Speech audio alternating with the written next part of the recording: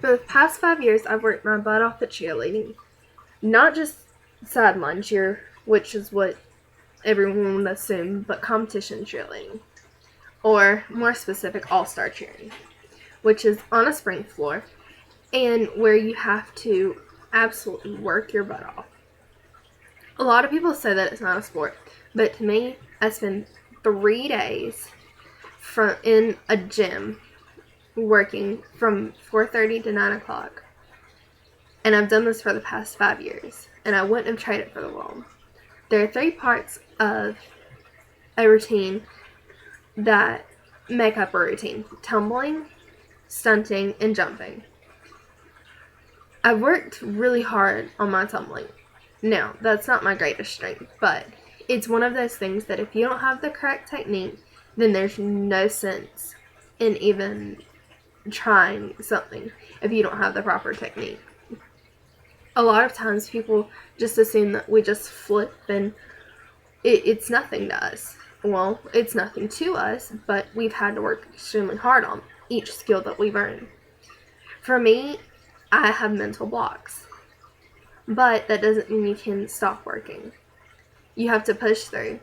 Tumbling in a routine is probably my weakest because it's not my strong suit. I'd rather be stunting or anything but tumbling, but you have to push through it. You have to know your technique and know what has to be done for you to get that skill and for you to complete that skill in the middle of a routine.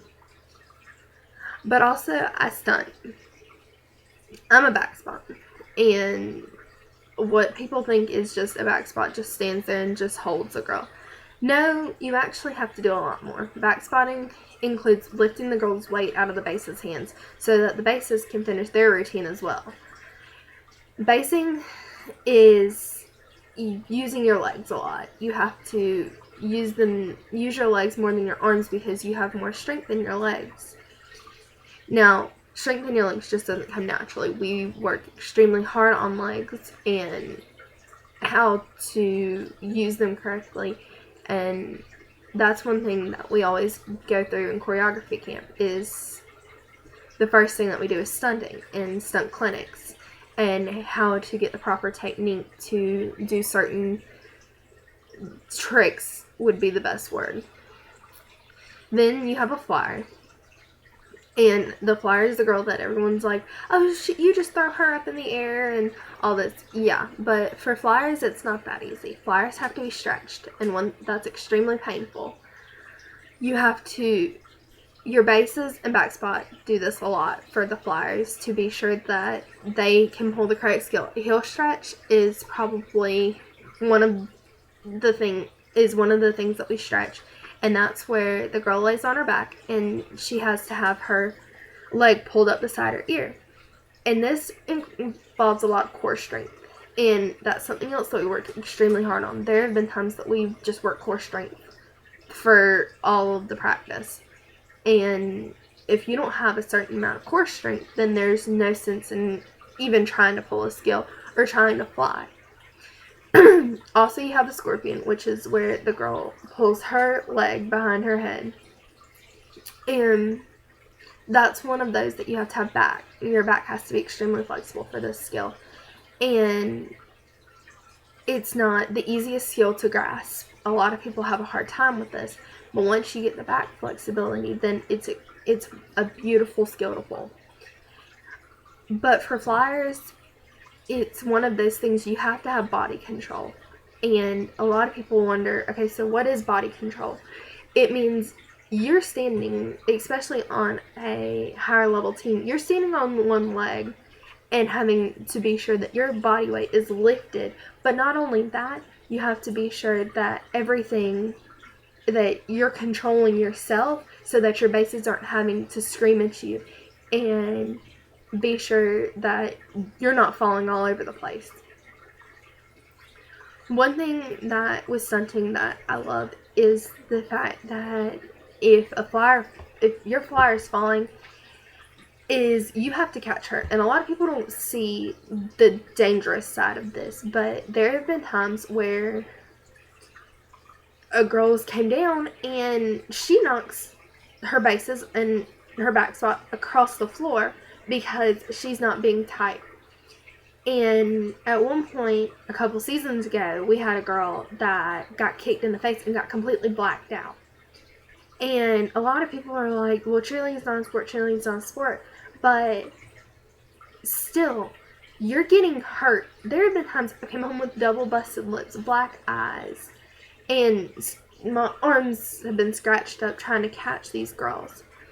And it's one of those things that's extremely rewarding at the end of the day, but it's a lot of hard work. But also there's another part to it, and that's jumps. And that's a lot of hip flexibility. And there's a toe touch, and one of the most common is a toe touch. And that is where you have to bring your legs up. You have to lift your legs and get them as best as you can up. And a lot of that is hip flexibility. Also, you have a pike, and that's where your body basically folds over. We call it a sandwich. Your body folds over like a sandwich. And you have to have some sort of flexibility for jumps, because if not, then you're not going to get anywhere. And it's one of those things that we work on jumps as well. And that's a lot of core strength with lifting your legs and getting off of the floor.